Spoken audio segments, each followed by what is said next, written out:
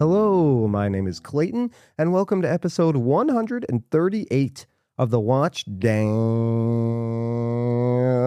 podcast. I'm a professional dog runner and watch enthusiast talking to his pals about dogs and watches. How's everyone doing? Thank you so much for listening. You know, I appreciate it. This week's episode should get people talking. I mentioned it in the episode, but I also want to mention it here. Based on the title, there is going to be swearing in this episode. Liberal usage of the old SH word. So I will put the explicit label on this episode. If there are small children in the car with you or around you, wherever you might be listening, I would hit pause and listen to it later when you're alone. There's your warning. You've been warned. I will say shitter from here on out. Second, I just want to say this is all in good fun, okay? It goes without saying that whatever little flicker of interest you have in the watch hobby, you should follow it with no apologies.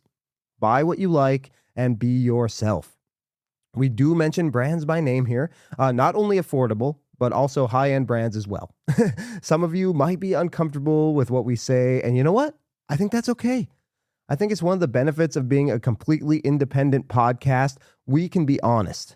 I'll speak for myself. I appreciate it when podcasters and YouTubers are brutally honest. I may not agree with it all the time, what they say, but I appreciate it. This is one of those episodes where I absolutely want feedback, whether you agree with what we say or not. I'll mention it at the end of the podcast, but please reach out via Instagram Messenger or comment on the YouTube version of this podcast. You can also leave comments on Spotify, I believe. Not sure about Apple Podcasts. And links to Instagram and YouTube will be in the show notes. So, do you use the term shitter? Do you find it offensive? I can't wait to hear it. So no more rambling for me. Let's get on with this shitter of an episode. I'll see you on the other side of my chat with Keith about shitters. Oh, he's back for his, what? I guess it's your monthly appearance now. You're just on at least once a month. That's what it seems to be lately. Yeah, the 11th time, I think, 11th or 12th. I have to go back in the archives. But my buddy Keith, thank you so much for taking the time once again. How are you? I'm good. How are you? I'm doing well. Yeah. Let's just get right into it because since you were on last, you did something very rare. You bought a watch. I actually bought 2 watches, if you can believe it. Oh, you did? Do I know about the second one? You do, yeah. Oh, okay. I didn't buy it for myself. Oh, yeah. Okay. All right. Yeah, I know about that one now. So it's a watch. Well, one of them at least is a watch you've talked about a lot on the air. So yeah, let us have it. Hit us with it. What watch did you buy? Yeah, I'm actually wearing it right now. It's the Seiko SPB 513, the new diver speed timer. Yes. Because that's a thing. Have a diver speed timer. And yeah, so far it's an awesome watch, just like I hoped it would be, and I've worn it a lot the last 2 weeks. Actually finally switched over to a different watch recently, but yeah, I've really been enjoying it. You talked about the weight a little bit being are you getting used to that now? Are you pumping some iron? It's a little easier to wear now. Yeah, it's like I'm in the gym whenever I put this on, it's like I'm lifting weights. No, it's like, it's, to the average person, I'm sure it's just fine. For me, it's a little heavy. I have about a 6-inch wrist. It weighs about 134 grams on the bracelet. And I was really hoping to wear it on the bracelet. I haven't really worn a watch on a bracelet much. Man, I can't remember. Besides like that, I wear a Haleo sometimes. Other than that, I either like have a titanium watch or I wear watches on straps. So, it took some getting used to. I think it's actually pretty good. To test it out, I've just been wearing it. I wore it every day for a long time, and I think I could handle it, barely. Now, keep in mind, I'm a weakling. Most people can handle it, but that's really that. And as far as like, things I might change, it's really that, and the bezel it looks great, but to actually use it for timing, that the print's kind of small, so it's hard to see quickly. I kind of have to stare at it a little bit, and I have decent vision. So the the numbers on the bezel a little hard to see, but otherwise I love the look of the watch. And it only has like the 2 micro adjust holes, or like you only have like one option to micro adjust it. And I've seen that criticism a lot. I just happen to get like the absolute perfect fit, so it works for me that way. So that's not an issue at all. And I kind of like having the data. I know there's a lot of date criticism because it's a 4:30 date in the circle. Now, would have I preferred it to be at 3 or 6 o'clock? Yes. But as far as the date goes, it works well. And it gives you a little, it gives you a little indication of which hour marker you're looking at, because besides the 12, they're all the same size. And usually I like a little difference in the 3, 6, 9 o'clock, if they're a little bigger, if they have like a double marker there, just to, you could more easily at a glance see the time. But because of that date being there, that kind of helps out with reading quickly. So yeah, I would certainly recommend it. I think the price is decent on it. It's the worst sizing I've ever experienced on a watch. The collar is so small on this watch compared to the other watches I've sized with pin and collars that I really, really struggled with it, but I was able to do it in the end. By the end, I got it kind of down, but it took me a long time. So good luck to anyone sizing this watch. That's all I got to say. Sometimes you just need to, if you're doing it at your desk, you just need to walk away for a bit. Take a deep breath, walk away. Yeah, I walked away. I went to sleep and I woke up. And after a little while, I went at it again, and it worked easy. It's kind of like when you're struggling in a video game and you can go to sleep and wake up and you're better at it the next day. It was kind of like that. Yeah. Yep. Sometimes you just need a clear perspective. You've been doing it for a long time. You're like too focused and you just get frustrated. I can feel myself like sweat or just like my blood pressure rise or something. I just get warm and I'm just like, all right, calm down, buddy. It's no big deal. Just walk away. Yeah. Like I haven't had much. I've only sized 3 pin and collar watches, but I'm used to putting the collar into it. Just sits in the bracelet. But this one, if you have the watch on its side and you put the collar in, it just falls through the hole. So you have to basically flip it 90 degrees to get the collar to stay. So you could put I know it was a huge headache, and that collar so like the Grand Seiko, I could put the collar in with just my fingers, but this one I needed a tool to grab it. Otherwise, I couldn't grab it with my fingers because it was so small. So, in the past, I've said I'm a very pro pin and collar. I think I still am, but this one really tested me. Well, that's a different style bracelet than Seiko typically makes. I don't think I've ever owned a Seiko with that type of bracelet. Is that a new bracelet for I think Seiko? it is newer, yeah. Yeah. I'll put a link to it in the show notes, of course. And back to the 4:30 date thing. I don't even notice it when you show me pictures of that watch, like a wrist shot or something. I barely notice the 4:30 date window on that. It's weird how with some watches it sticks out like a sore thumb to me, and that one it just blends right in. Now, how different is it's kind of hard for me to get a sense. I've never seen it in person. What color that dial actually is. Is there a big discrepancy between like the whites of the date window and the dial? Yeah, there's a discrepancy. Big, well, yeah, kind of. It's like the dial is kind of silvery and kind of beigey, depending on the light. So it is different. I will say, I wish they would make these date windows bigger, like take up the whole space between the 2 markers. But there's more space they could have used. Like make it bigger so it's easier to read. That would be my critique. But the actual idea of a 4:30 date window doesn't bother me. Like I think you're much more bothered by it, right? Yeah, but like I said in the episode I just released yesterday, like not really in person. Like that Vogard has a 4:30 date window, and when I wear that watch, it doesn't bother me at all. I don't even notice it. But if I were to look at a picture, I guess I did look at blown up pictures, it still didn't bother me because I love the complication. But no, I think, when I'm looking at a computer screen or my phone and there's like that image in your face, I don't necessarily love the way it looks. But no, yeah, in person, not that big. It's not like I'm looking, I don't have my watch right up to my eyeball, so I see all these things blown up, right? I'm always looking at a watch from a distance. So I guess the little details that bother me online don't bother me in person. Now, I will say, like, I have my computer up right now, and I'm being advertised the new the Citizen Green dial. Oh, I think it's like a 50th anniversary or something. Now that's a date window. Like that's a nicely framed, nicely big at 3 o'clock. That's a date window. This cannot compare to that, but this will do. yeah, like, I love a framed date window, like the SJE 093, and then, like, the Marine Masters Seiko released a couple years ago had the 4-3 date window. I hated the way it looked on those. But now they're coming out with new Marine Masters. They just announced last week some new releases, and it's back at the 3. It's not framed, I don't think, on those, but it No. still looks much better to me.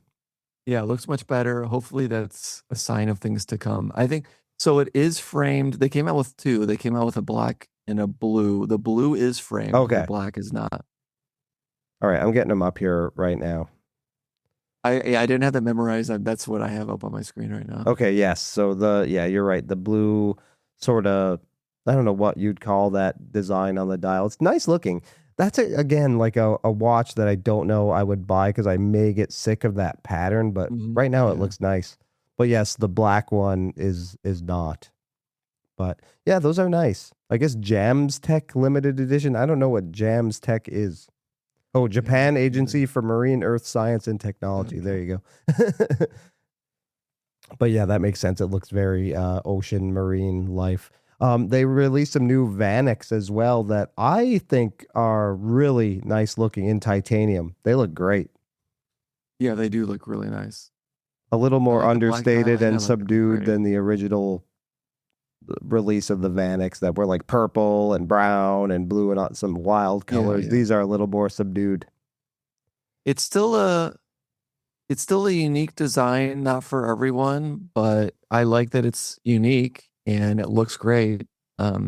So I'm thinking these are gonna sell pretty well. I mean, I forget how much they are. I think they're pricey. What are they, $4,000 or something? But Yeah. must be making that up. But yeah, otherwise, yeah, they're great looking watches. Big into titanium now, as we've been talking. After wearing this and realizing it's a bit heavy, now I'm all about titanium for my next watch. All right. So you said now you started the year with a list of potential watch purchases, and that list is completely flipped on its head now. What's on there? Is it all titanium? Yeah, right now it's all titanium. Yeah, I've pretty much thrown out the list and started over again. What's on my mind right now? Like, I'm really curious to see if what Tudor's going to do at Watches and Wonders. Are they going to have a new 39 Pelagos? Curious to see that. And what was that? Oh yeah, I was looking at the Citizen. If I could get into quartz, quartz, it's not worked out well for me for the last two. I've owned two quartz watches. This has not worked out well for me, but maybe I'm gonna try a third and final time, maybe. And if I do, it'd be the Citizen or the Aqua Eraser, the Tag, Telegraph. That's really what's on my mind. I do have a lot of interest in the PRX Titanium. I must say, I think that's a good looking watch. I'm trying to, for my next watch, get something a little higher end. I really don't need another affordable watch, but it's so easy. That's the thing. It's so easy. You could just buy it so easily. Yeah. That's going to be a segue into our main topic here.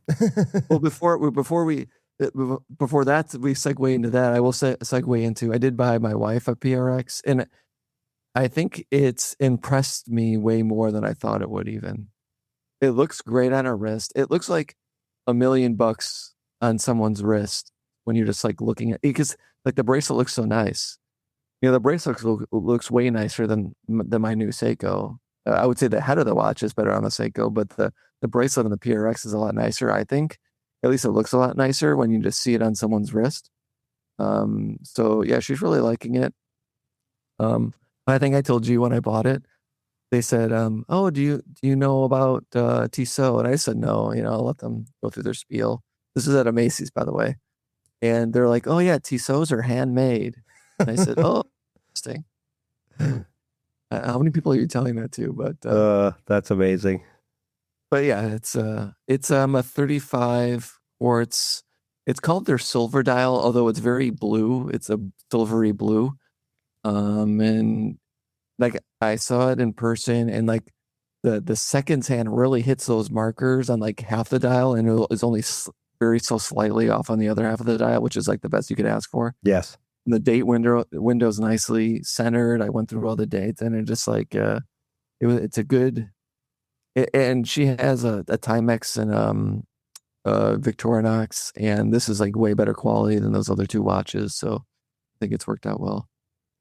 And I don't know her, but I'm assuming she will not obsess with the seconds hand not hitting the markers on half the dial. I assume she couldn't care less about that. No, and the Victorinox she wears, it pretty much doesn't hit any marker. The date window like is way misaligned. Yeah. But she loves that watch anyway. So Yeah. They don't. I've noticed my wife doesn't care about that stuff. Yeah, I bought that online, and I couldn't check it beforehand, and we just kind of went with it. But that it bothers me so much, even though it's not my watch. But is that your hang up on quartz? Is that one of the reasons you don't like quartz, or you just think you should own automatics, or you prefer automatics? I just prefer it. Yeah, I feel like something's missing when I'm wearing a quartz watch. Like, yeah, it's just not as cool, and it's to me. But probably something I should get over, because there's some great quartz watches out there. I'm looking at the Citizen right now, and that advertisement looks amazing. So I guess it, especially with a high accuracy quartz, just comes down to, are you okay with not ever fussing with your watch? An automatic watch is almost like having a dog. Like, they're very needy, right? They need to be worn. They need to be wound. They need to be set. Quite often, dogs need to be fed. They need to be let out. They need water. Cats are a little more independent, but dogs rely on you. So yeah, maybe quartz is like having a cat, and automatics like having a dog. Yeah, and it would be nice to have one analog watch I could grab and go, because I didn't admit this, but sometimes none of my watches are running. So yeah, I'm trying to actually make it a point, actually, since we last talked on the podcast, to wear watches more when I'm just like sitting around the house. So I've definitely been doing that. So now I actually have 2 automatic watches running right now. But sometimes I am like leaving in a hurry, and I would like to wear an analog watch, and I just don't have one running. So it'd be nice to have one for that reason alone, let alone the other. I mean, the Citizen movement, the quartz movement in that watch is so cool that it's like the coolest. It's one of the coolest movements you could have, and I just got to get over my feelings on quartz. I think the rest of the watch, you obviously love Grand Seiko, so the rest of the watch is just so beautiful, and it's also it's so cool with the washi paper. It does not look like a solar watch whatsoever. So it's so neat how they're able to do that. So I think, I have a feeling anyway, you'll be so impressed by the rest of the watch that even if you don't love that it's quartz, you'll be able to overlook that, I think. I hope so. I hope so. Back to the PRX real quick. Jody, Just One More Watch, did a video how he upgraded from the quartz to the automatic, and he was highlighting the bracelet. I agree with what you said. The bracelet looks really great on that. Yeah, that's nice. It really does. Yeah. I mean, we're gonna talk about it when we talk about the main topic, but yeah, I just don't need another affordable watch, even though I like them so much, but we'll see.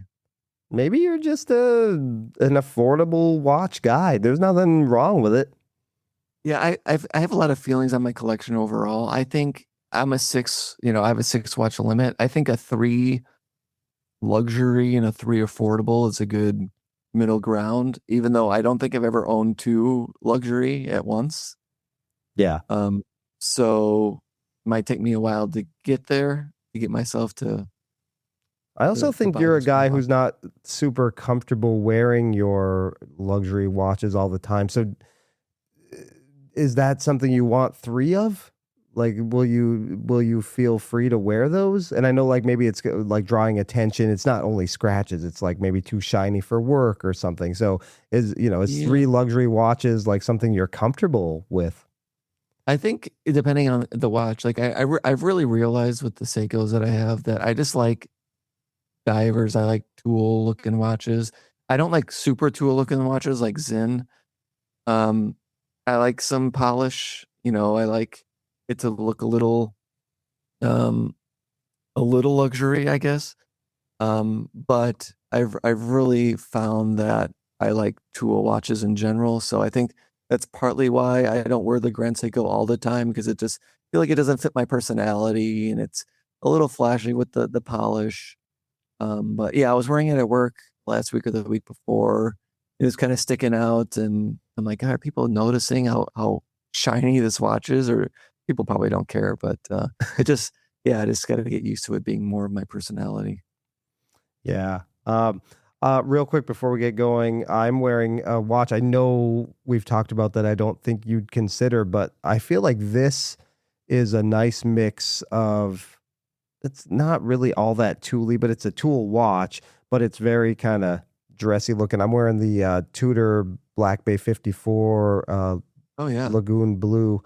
Um, yeah, I'm really warming up to this watch. I know I've talked about how neither of us, my wife and I who share it, reach for it all that much, but I really like wearing it. It's a little blingy. Now, I don't love a ceramic bezel on a dive watch, but I have two stainless steel bezel watches, this and then the Detroit Lions Breitling Chronomat, which is arguably more loud than a ceramic dive bezel. But for whatever reason, I'm okay with that because I think it can scratch up and get some character. I think that's what I actually like about it. This is a pretty blingy watch, but it's still a very capable tool watch. You can swim with this, you can do anything with it. So I don't know. I know the color is probably not for you, but I think you might be a BB54 guy, maybe the standard model, maybe, or maybe they'll come out with something. Some who predicted some. I watched a prediction video today. Oh, maybe Adrian. I Nice. think Adrian. Yeah. He predicted a two tone BB54. Maybe that is the That'd be watch for pretty you. cool. Yeah. That'd be pretty cool. I was telling you how I tried on a Black Bay 54 again recently. I feel like the first time I tried it, I thought it was kind of small, and then I tried it again. I'm like, this fits me perfect. What was I thinking? So yeah, like the actual like if it was the exact same Black Bay 58 colorway with the gilt on the bezel and the red triangle, it'd probably be a buy for me. But I'm curious to see, yeah, maybe they'll come out with a different version of the 54 and what does that look like? So A two-tone BB54 would look pretty rad. I really like this five-link bracelet. A two-tone five-link bracelet like that's on the mm, BB36-1 or whatever the heck it's called now, like that our Sanjay has. That looks uh-huh. pretty good. Yeah, I agree. As we've talked, the two-tone Tudor is pricey. But Yeah, yeah, yeah. That's the only thing. How much is that going to cost? This one cost now I think 4,700. So what's a two-tone going to cost? Six? I don't know. I think they have the Chrono that's two-tone. I want to say it's like 10 grand or something, Oh but the my Chrono's God. more expensive. So, Yeah, well, with well, the complications. So, the Black Bay one is 7 grand. oh So my maybe a God, eight? two-tone Black Bay Oh, could 54 be would be eight. an 8 minor. Ooh, that's a tough ask. That is, yeah. But I mean, secondary, those prices really drop. So, Yeah, and there's always hype initially with Tudor releases, and then they sink. Then that's when you yeah. pounce. So, this Lagoon Blue is still trading above retail in every place I can see, which is kind of funny because, like I said, I went to I didn't buy this from the authorized dealer near me. But I went in there one day and they had one just sitting there. Now I didn't ask if it was already spoken for, because sometimes they'll do that. They'll put watches in the case even though they're already sold, just so Yeah. people can see them. But Yeah, I'd be curious to know because I think there are waiting lists for those. yeah, I think. But all right, well, I guess we're about 23 minutes in now, almost 24 minutes in. We should probably get to the main topic. I'm Let's going to do it. mention it in the opening. I'm going to do a separate opening, and we're going to be swearing in this. So if you're listening around your kids or something, maybe listen to it later. There will be the explicit warning on this episode. You saw the title. You can. I'm going to try all kinds of fancy ways to spell out shitter without actually spelling it out. Maybe a dollar sign, some asterisks, something like that. But yeah, I don't know what got me thinking about this topic. The topic of shitters. Um, it's something I've thrown around. I've heard you throw around. People we know in watch groups have thrown it around. YouTubers like Archie Luxury. I think it got mostly popularized, I believe, on like Reddit and in the forums. I think that's where it came from. So I thought we'd explore, is it fair to call a watch a shitter? Should we call a watch a shitter? What is a shitter? Is our definition of shitter something different? Can it be a term of endearment, which I think it can be all of those things, a negative thing, a positive thing. You can just say like lovingly, yeah, this is my shitter in my collection. So yeah, we're going to be swearing a lot. We're going to talk about shitters. So Keith, let me have it. What do you consider to be a shitter, first of all? And yeah, maybe just go into everything you feel about shitters. Yeah, so it is a term I use. Some people, I was reading a Reddit. I was like Googling shitter a little bit. I found this Reddit thread from like 8 years ago when they were trying to determine if the word could be used in this group or not. And first of all, I don't want to be in a group where they're banning the word shitter. This take me out of the group then. There's too much toxic positivity and there's not enough gatekeeping in watches. We could use a little gatekeeping based on what I'm going to say, what I think shitter is. But first of all, people are too easily offended by the word shitter, I guess. But anyways, shitter for me, I put it into 3 different meanings. I use it for different meanings, and I think you definitely hit on one of them. But I use it for, and I have examples of each. So I use it for a watch I think is bad. I use it for a term of endearment. Like I would say, as someone who has 4 watches and there's 2 Seikos and 1 Citizen, I feel like a lot of my collection is shitters. I use it for my own watches that I love, and I use it in the third way as like it's a good watch, but you could do better type of thing. So, Right. let me start with the first one.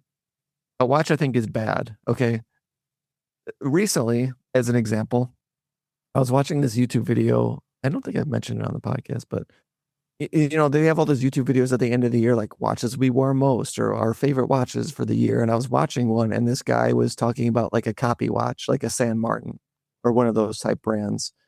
And he said, "Hey, if you're wondering why I'm talking about this watch, I don't have a lot of money. This is what I buy." And I said, "Okay, yeah, that's fine." And then I go into his channel. He has his own channel, and like he talked about his favorite watches he bought that year, and he bought like 20 copy watches of like San Martins or Sea Stern, or I forget all the different. And like those are shitters. Like, be proud of something that there's no reason you could put money towards those 20 watches and get something you could actually be proud to wear. And it doesn't have to be high end. It could be whatever. I don't know, a Seiko 5 or I don't know why you feel the need to buy those copy watches. Those are definite. You have a whole collection of shitters there. Like, what is the point of doing that? So I do use it in the way it was meant to be used, as like just a bad watch. Do you have anything to say to that, Clayton? Yeah, so I agree with you. I think those people who buy 20 copy watches, they get hung up on the specs like that people like Jody highlight, like sapphire crystal. They think the Seiko 5 is a shitter compared to the San Martin because the San Martin has sapphire and the Seiko 5 has mineral crystal. So they would argue that the Seiko 5 is a shitter. Right. And the San Martin may have a better micro adjust clasp, may have a better bracelet. So in their mind, they think the Seiko 5's a shitter. That's why they buy the San Martin. Just the devil's advocate. I think I've seen enough of these people who buy a lot of these watches. I think that's where they're coming from. Like spec wise, they don't care that it's a carbon copy of a Submariner or whatever watch, right? They just like that they get sapphire crystal and a decent clasp. So I think that's why they think that way. In that video I watched, he said, "Oh, the two watches I hope to buy next year. One is an homage of a PRX," and I'm just like, really? You can't just can't just put some of that money you're spending on those copy watches towards a PRX? Yeah, yeah. I think that's how San Martin gets people is and like Islander too, right? They know like the spec heads love the certain things that Seiko and maybe Tissot aren't giving them. And even though the rest of the watch may be junk, they give that stuff and then they offer it for way less. And they just, oh, I'll buy this instead. I'll buy a PRX copy for $100 instead of spending how much ever a PRX is. Yeah, even San Martins, I mean, they add up. I mean, I know they're less expensive watches, but you're buying a few of them. That's nothing to sneeze at. That's some of them are like $300. Yeah. Yeah. So no, overall, I think I agree with your definition, your first definition anyway. Yeah. And so we'll move on to my second definition, and that's a term of endearment. As I said, my own collection. I have a bunch of shitters. Maybe I could buy some higher end, maybe not, but it's just like, I like kind of affordable watches. That's not all I like, but I do have a soft spot in my heart for them. So I do use it as a term of endearment. Oh yeah, I bought another shitter or whatever the case is. And it's just a way of acknowledging what I'm buying, but still liking it and being okay with it. Yeah. Do you use it? You said you used it in that way too, right? Oh yeah, I have. Like I guess I'm lucky is that I kind of have defined roles for like affordable quartz watches because I use them for work. They suit my job better than wearing an expensive dive watch even because I'm banging them around all the time. So my collection, I have a rotation of 6 G-Shocks and a Shinola, which I fully admit, I'm going to get into the Shinola a little bit, but that's a shitter, right? I don't think it's based on quality, but I know on perception, and I would even say for the price, it's a shitter. But I use it for work, and it's an awesome work watch. So I know a lot of people, like I think Jeff McMahon struggles with, having a collection now. He's on G-Shocks. And he struggles with getting a bunch of G-Shocks, but I have a time and place for those every single day, or maybe not everybody does. If you had 7 G-Shocks, would you ever wear them? I don't know. What about the new watch you got? Oh yeah, which I haven't even mentioned. We're going on a trip where I don't really want to wear anything too flashy or anything. So yeah, I bought a Veyer, which it's a brand that I guess they've hit me over the head with marketing, and I know a lot of people like in the Slack group that I'm in, a bunch of people are picking up Veyers. So I think they're like direct guerrilla marketing on Facebook and social media is paying off because I swear now that I have one, I'm seeing everybody has Veyers, and I think I'm going to do a whole episode about, but it's essentially an homage of a fictional watch. Was it General Kurtz? Is that Marlon Brando's character in Apocalypse Now? He's famous. Marlon Brando took the bezel off of his GMT Master, and he wears a bezel-less GMT Master in that movie. So this is basically a 24-hour bezel-less GMT. It's an homage to that watch. So I kind of like that. I don't like a copy watch per se, but I don't know. I thought it was kind of neat that it was an homage of a movie watch, which I think is kind of an interesting idea. That kind of homage I'm okay with because you can't go out and buy that Rolex without the bezel. So I kind of like that. But anyway, yeah, I mean, the finishing is actually pretty good. I said, and I think a lot of Veyers have the similar. The case is a little too on the nose. It's like a Speedmaster case, But I ripped on Omega for having sharp edges in the past. This one actually feels a little more refined. Yeah, I know I'm gonna get hate for that, but it actually feels pretty good. But yeah, I guess most people would probably classify that as a shitter though. So yeah, I guess I'm okay with that. But that's like a loving. I say that lovingly. Like yeah, that's my cheap Vair quartz shitter. Yeah, I feel bad calling out brands, but like brands like Laurier that I really like, or I like Zelos, Astor and Banks. I like all those brands, but I do use the term shitter, not because they're bad watches, because it's just like the term a term of everyone should have like maybe a one micro brand in their collection, but you don't need 30 of them. But But some yeah, I do people have use it as a 30 of them. term. Some people only collect micro brands. Yeah, So yeah. yeah, I guess that's where I have like my one hang up about calling watches shitters. And um because I think you sent me a video where a guy said stop buying shitters, you're wasting all Yeah, your yeah. money. And you disagreed with me. I maybe he didn't say it overtly, but I kind of feel like especially young impressionable collectors take that as just buying like the same 7 to 10 watches that everybody has, and then that sort of takes it doesn't encourage individuality in the hobby, which I think is sorely lacking. I think so many people have the same watches, and I don't know if they own them because they like them, and if they do, that's awesome. But I think there's a lot of like, I don't know if it's peer pressure necessarily, but they're so afraid to buy a dud because these things are not cheap that they like it okay, but they know it's safe. So that's why they buy it. So sometimes I do feel like the term it doesn't encourage individuality, maybe. Yeah, one thing he doesn't define in that video of what he thinks a shitter is. Right. So like, is he talking about a Timex? Is he talking about a Longines? Is he talking about, I don't know. Like, so it's all kind of up for you to decide. And I mean, this goes without saying.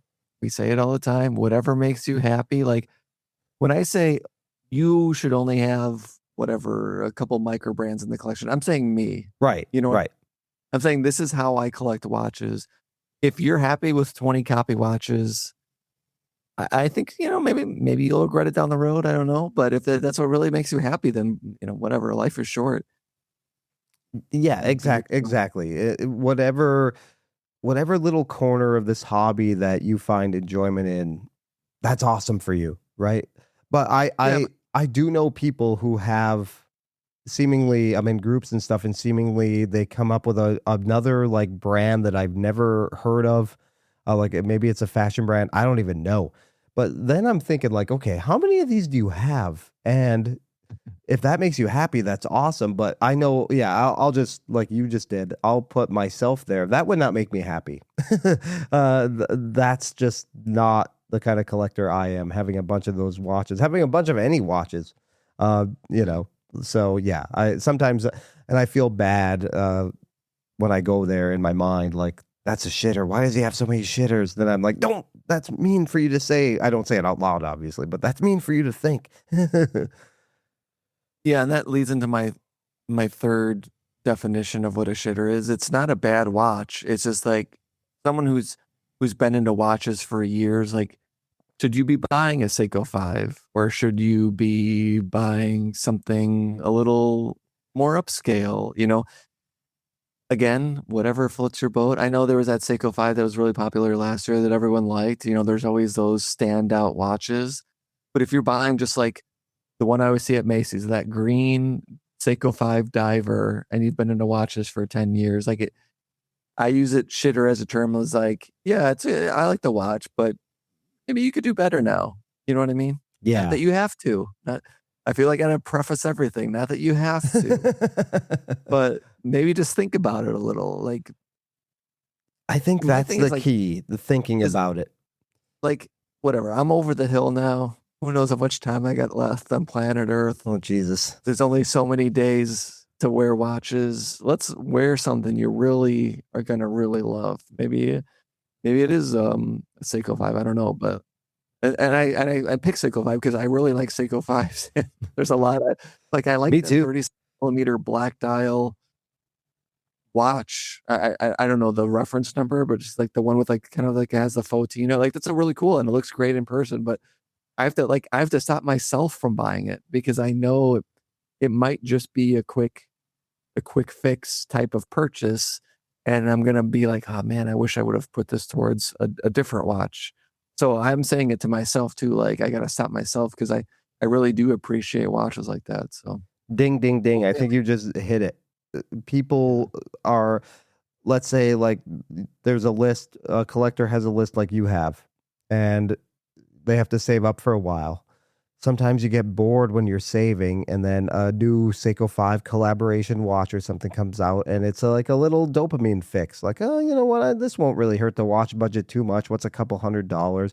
Or, that's maybe how we end up with a bunch of G-Shocks or something, right? Because they're kind of guilt-free purchases. It doesn't really distract from your saving, right? It doesn't put a dent in the PayPal account or anything. I can take $100 out of it and no big deal. Really doesn't detract from my goal. So I think we do that enough. And then you have a collection of, 25 affordables all of a sudden. This makes me want to ask you about what you said your goal was, a few episodes ago of saving a money every month, and Yeah, I yeah, think it might yeah, be out yeah, the yeah. window. And we were running long, so you don't have to talk about it. But it makes me want to ask you about it. Well, now, I mean, I didn't know that watch was going to come up, and that was a watch you and I had talked about, and I kind of had to make that work. But now, like, I'm forced into, I'm just in a holding pattern. I have to be, because that was not an inexpensive watch, and I really didn't. I sold two watches that really did not put a dent in how much I spent. I'm eating the cost pretty much. So watch budget gonzo. So yeah, I picked up this cheap and cheerful Veyor for our upcoming trip to Cabo. I can use that swimming, and actually, I can like put a leather. I'm contemplating just taking the Veyor and no other watch. I want to travel with the Nomos World Timer, because that's like the coolest part of that is like pressing the button and actually using it in a different time zone, which I think would be fun. And I kind of want to take the Gruna because we are going out to a nice dinner at the all-inclusive resort. But I don't know. Part of me is just like, just take the Veyor and that's it. If something happens to it, who cares? Right? If something Yeah, I happened to the agree. Nomos, I'd be kind of bummed. Yeah, I I'm just I have a lot of anxiety in general, so it sometimes increases when I'm traveling. So it's like the one less thing I have to worry about is the watch I'm wearing. Now, I did go on a trip last year for a week, and I only brought my Casio. That was kind of a regret. I wish at least I brought something else. This year, I'll probably bring my SPB 143 or something on vacation. But otherwise, yeah, I don't like. That's one less thing you have to worry about. I think I am going to bring the Nomos because I will regret it if I don't. And I'm just going to try. But I also like that the Veyor is a GMT. So when I'm swimming and we have a couple, we're doing ATV riding, which my wife had a scooter incident once. I don't know how this ATV thing is going to go, but we're doing that. So the Veyor would be like a perfect watch to wear for that. Be So careful on those ATVs. I I know. think, yeah, Ozzy Osbourne hurt. I think that's how the Spinal saxophone issues. player in Dave Matthews Band hurt himself. There's a lot of Oh ATV Jesus. issues. I don't really want to wear the Nomos for that. But then I have to Yeah, have it in the room somewhere. yeah, So exactly. I know you see people traveling with these expensive watches. Now, my neighbor, who has the Seamaster 300, the white dial that he bought from Topper, he has done all-inclusive trips a bunch to Jamaica and stuff, and he always wears the SMP for that, and he's never had an issue. I think that's probably the only watch he takes. But I don't think he's ever like felt uncomfortable wearing a nice watch there at the resort. So I don't know. Yeah, it's I know someone who recently brought all of it. I think he brought all of his watches on vacation, which includes multiple Rolex and stuff. I'm just like, oh my gosh, Wow. I'd be so nervous. But did you finish your third point about I did, yeah. shitters? Yeah. So recently, Britt Pierce was talking about shitters. when she got into watches, she bought a Nomos and she thought that was just like a sensational watch. And then I think she watched an Archie Luxury video where he specifically talked about not buying shitters and he mentioned Nomos by name. And she was like, "Whoa, wait a minute. I thought I had a great watch here. Did I buy it? Did I buy a shitter?" I remember when I bought my Shinola, because I knew nothing about watches. I was just getting smartwatch fatigue. I wore my Garmin everywhere. And I remember I think it was my wife's, I don't know, birthday party or something. I remember seeing a picture of me and I was like nicely dressed and I had this big 51 millimeter Garmin on. I was like, that looks stupid. So I was like, I want to get a nice watch. I'm from Michigan. I've told this story before. My cousins live near Detroit. They had a bunch of Shinolas.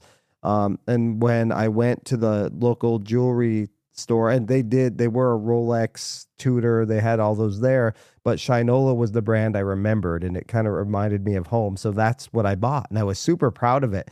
And I remember looking when I got into YouTube, then like I typed in Shinola, and all the videos I found were like, "Oh, they're a ripoff. Don't buy Shinola." And the whole controversy of like assembled in Detroit, made in Detroit versus assembled in Detroit. And I was like, "Oh, I guess I made a mistake. This is a really bad watch. This is not thought highly of at all." Like, wow, why did I pay this much? I way overpaid. I didn't even ask for a discount. I didn't even know you could do that. Uh, but I love that watch. I think it's a great quality watch. It's held up for over 7 years. Uh, it's taken a beating. Bezel's still great. Original design. Toolless micro adjust. On a watch I bought over 7 years ago. Like, still some brands can't get that right. So it's got a lot going for it. But yes, I would agree it's a shitter.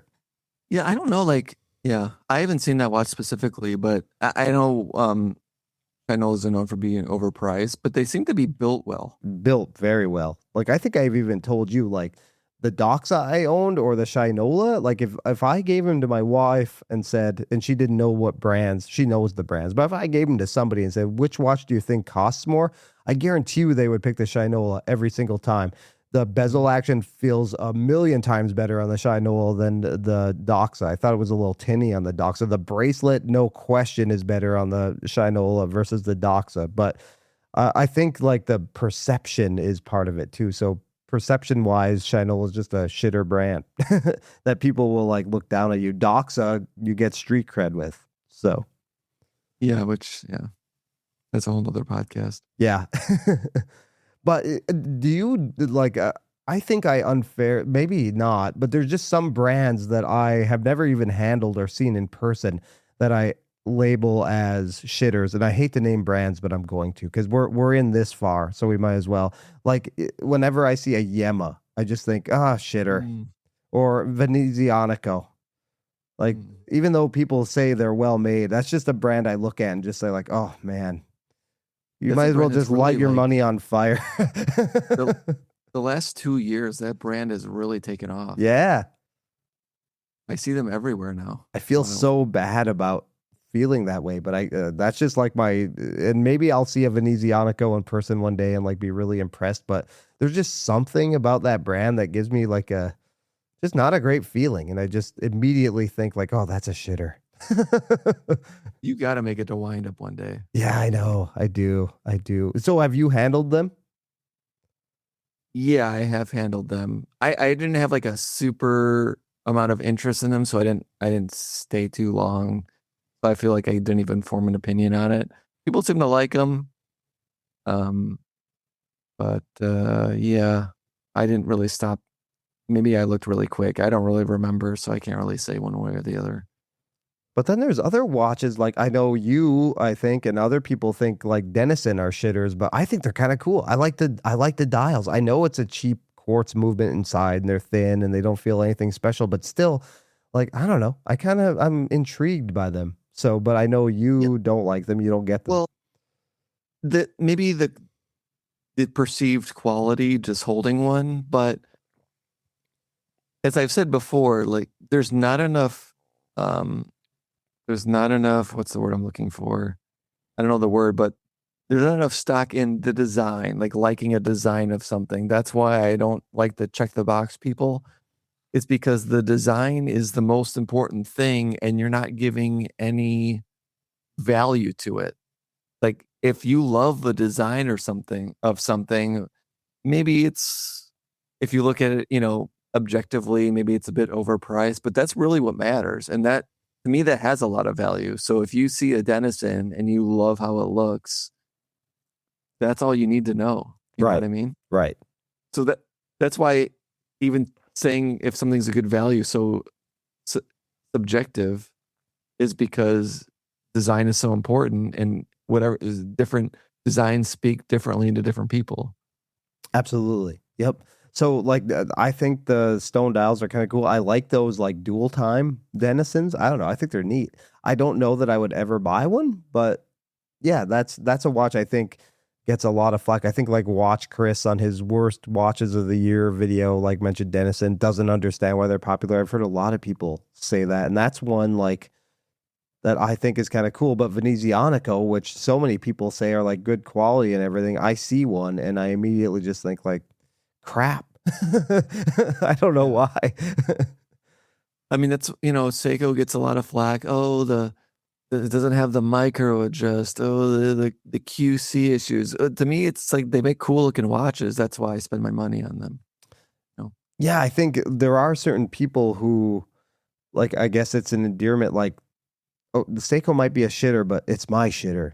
That's my Right, shitter exactly. brand because they have a history that I'm attracted to. Like we know some pretty high-end collectors who think like micro brands and everything with probably worse specs than Seiko are absolute shitters, would never be caught dead wearing one, but they have a, watch box full of Seikos that Yeah. those micro brand people would think are shitters, but that's their shitter brand. Right. Another definition, I guess, that I have of shitter is when a watch doesn't live up to the expectation that you put on it, like maybe brand or price, like a luxury watch that you find disappointing. Have you ever? I know you haven't owned nearly as many watches as I have, but has there been a watch that you spent significant money on, got it, and thought like, oh, this is really disappointing? Because I classify shitter in that respect as well. It might not be a shitter watch, but for the money, it's a shitter. Not for the watches I've owned, but I mean, there's certain like when you Google shitter, Hublot comes up a lot. Yes. But again, like there's some Hublots I really like. So it's all in the eye of the beholder. But I mean, there's certainly high end watches. People criticize a lot of the designer brands as being shitters, which I could see. So they're definitely out there. Yeah. I think with Hublot and stuff, people put a lot of emphasis on movements sometimes, like the in-house thing. And man, like some of those Hublots are just cool. Like who cares if it's not an in-house movement? It's gonna be less of a headache down the road for you anyway. Yeah, not enough emphasis on design and too much emphasis on movements. Yeah. Let's be honest. If you're wearing a watch and you're looking, you don't know what movement's in there. Let's say you were never told what movement was in a Hublot. Is that gonna like make or break it? Like it tells the time for you. It winds the watch and tells the time. What you know. Yeah, exactly. It's cool to get into movements and what the accuracy is and the issues they are with them or ones that are really solid or that's all cool to learn about, but ultimately like they all kind of do the same thing. Yeah. Now like Christopher Ward just came out with an in-house movement, I guess the true GMT, which is a phrase you love. Yeah, there's a couple of phrases that I always cringe. One is true GMT. Another one is when you describe a watch as fun, which I'm sure I've done.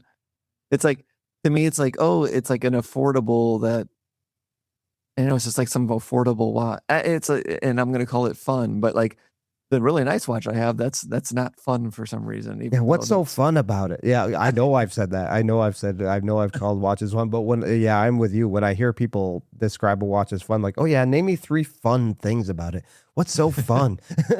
but again, like that's a fine way to describe it. It's like a weird thing with me. Like true GMT is a weird thing with me because like it's just there's different GMTs for different reasons. One is not a true And I want to know, that's something I should look up. Who came up with that name, True GMT? It's probably some YouTuber who didn't know what they were talking about, and then it caught on or something. You know what I mean? Like, or is that like a thing that like watchmakers use? Oh, is that True GMT or whatever, an Office GMT? Now, Yeah. is True GMT and Traveler GMT the same thing? Yeah, Yeah, just like independent hour hand, right? right. Or Flyer, I think they Yeah, use. yeah, And then the other one's Office, yeah, or I don't even know the other names yeah. that you could use for it. But So I guess the Veyor is Office, but I don't know. But the GMT hand moves independently. The hour hand doesn't. So I guess that's what makes it yeah, Office. Yeah, which is fine. but I don't find it that I prefer the independent hour hand, but it's not impossible to use or anything. It's fine. yeah, I mean, it's just like the data is a pain to set with those independent Yeah, hour hands. yeah, But for Christopher Ward, you had you had a GMT that was true. It worked like a GMT should. It just worked a little differently than your new one. And for right. some reason, the watch enthusiasts are really into that. I don't know if it's because Rolex uses them, or I don't really know the reason per se. It's because when you're traveling, it's easier to change the hour. But I never, I barely leave the house, so what's the point? Yeah, I don't really know why that's a Is true. this one a big deal because it's their own movement? Is that right? Yeah, it's Yeah, their own yeah. movement. Now I don't. Now with CW, I don't know if I'd ever refer to Christopher Ward as a shitter brand, but it's a brand for a long time. Like with I just had a bad perception of them. Like the logo stuff, I still don't feel like they know what they are 100%. And that, like, if I'm not down with a brand's like story and reason and all that stuff, that's another criteria for calling a brand a shitter brand for me. Right. Yeah. I mean, I think the watches are great. I've handled Christopher Ward watches. They're solid for sure. I But must say, like, whenever I'm at a wind up, I'm at the Christopher Ward table, I'm always like, these are some of the best watches here. I yeah, always think that. yeah. I handled the Bel Canto at a watch meetup last year, and I was really impressed with it. Like it felt like a very expensive watch for sure. That's a great watch. Yeah, yeah. So, but I just still can't like get excited about buying one. Owning a Christopher Ward is just not something I want to do. Like $4,000 for a Christopher Ward or $4,000 for even like a Tudor. I'm probably picking the Tudor. Yeah, yeah. Yeah. But yeah, I mean there's luxury brands, luxury watches I've tried. Well, I rag on the Speedmaster all the time. Would I say it's a luxury shitter? Maybe. Just because I just was not impressed with it. I remember I handled a Blancpain 50 Fathoms. I've talked about it before. Felt really bad, and it could have just been that one. But I was wearing my sub at the time, and my sub felt a million times better. Just bezel action, felt like a real solid luxury product, and that I didn't feel like the 50 Fathoms did. So Yeah. I keep thinking about the Christopher Ward. I wonder if they expect this new GMT to be a big seller, because I don't think it will be. I don't think it will be either. It's a tough ask, and it doesn't wow people like the Loco or like the 12 did, or like the Bel Canto. I'm just not sure it's a very attractive watch. Yeah, it's kind of cool. You got to be into all those subdials and things, and the cutout. There's like the cutout on the dial. Yeah, that's the part of it I don't like. I don't love the cutout. I feel like this is where Christopher Ward might, when they switched from being like a brand that sells watches for $900 to $4,000. I think this is going to be a struggle for them to sell this. Yeah, I think if you're introducing this new movement, I'm assuming they're charging more for it to get back some of their R&D on the movement. I think you got to put it in something a little more tame and with mass market appeal. Maybe your third watch with this movement can be something a little more out there. Like I feel like this is kind of an out there design. You got the power reserve on the dial. You got the cutout. I do like a non-traditional GMT, but even I don't really love this watch design wise. Maybe, yeah, It is a little out there. Maybe they feel like the true GMT watch is for the true Christopher Ward collector. Yeah. Maybe that's like, oh, the big fans of ours are going to buy this watch. Maybe not some random person looking for a watch. Like, you know what I mean? Yeah. Or Yeah. even a random watch enthusiast looking for a watch, maybe not buy that, but the real Christopher Ward fans are going to be into it. Yeah, I don't know. I think this one, the movement is spectacular, and congrats to them. But this watch, kind of a miss. But maybe the next one will hit it out of the park. They have that movement now, so I'm sure they'll do some cool things. You say what you will, but I think Mike France did an interview with Sam from Casual Watch Talk, and he said he really pushes the designers to, he challenges them to not be boring and to do some out there stuff. So, which is cool. Yeah, which I think I don't is need great. another watch that looks like a Rolex. Right. I want something different that looks cool, and it's a risk because sometimes you'll do it and it doesn't appeal to a brand I like will do it, doesn't appeal to me, but at least I like that they tried. Like, this is a good whatever I think of this watch. I think this is a good try of doing something unique. It does look cool. So, I noticed that date window is really sunken in. Yes, it's it like is. the Seiko Solar speed timer that I had the same issue. Well, I guess in closing, I don't know what we accomplished talking about shitters, but yeah, I think, I don't know, again, like part of me, I do think watches are shitters and I do call them shitters, but then part of me feels really bad because I remember like having my soul crushed when I realized like, oh, Shinola is not highly thought of. And I remember Britt telling that story about Archie Luxury calling her Nomos a shitter. I always say, no matter how proud you are of your most expensive watch in your collection, there is a guy out there who uses the most expensive watch you have to pick up dog poop or work on his plumbing or mow his lawn. Like there's always going to be somebody out there with way more expensive watches than you have, no matter how expensive your most expensive watch is. So all right, anything to add on the shitters? No, I'm done. Okay. Well, hey, we actually got out like an hour and 5 minutes. Not too bad. And we stayed on topic with watches most of the time, too. All right. Well, yeah, that was fun. I wanted to do this shitter episode for quite a while. So, yeah, hopefully you didn't have kids in the car when you were listening to it. And I'll have to count how many times we said the SH word here. Well, yeah, this means I have to put the explicit when I'm setting up the episode in my hosting site. I have to hit the tab now that says explicit content. It's going to have the big E by it. But yeah. All right. Well, Keith, awesome. Congrats on your speed timer. Glad you're bulking up a little easier for you to wear it now. And yeah, congrats to your wife on her PRX as well. Awesome. Thank you. Thanks for having me. Yeah, of course. Talk to you again soon. Yep. Okay. Bye-bye. Bye. Oh, and there he goes. Thank you so much, Keith, for taking the time to join me for, I guess, what could be seen as a bit of a controversial episode. I don't think we were too harsh at all. But yes, like I said at the top of the show, welcome your feedback. Please let me know if you abhor the use of the word shitter or it's something in your watch vocabulary that you use quite often when you're talking about and thinking about watches. Again, shoot me a message on Instagram. Would love to hear from you.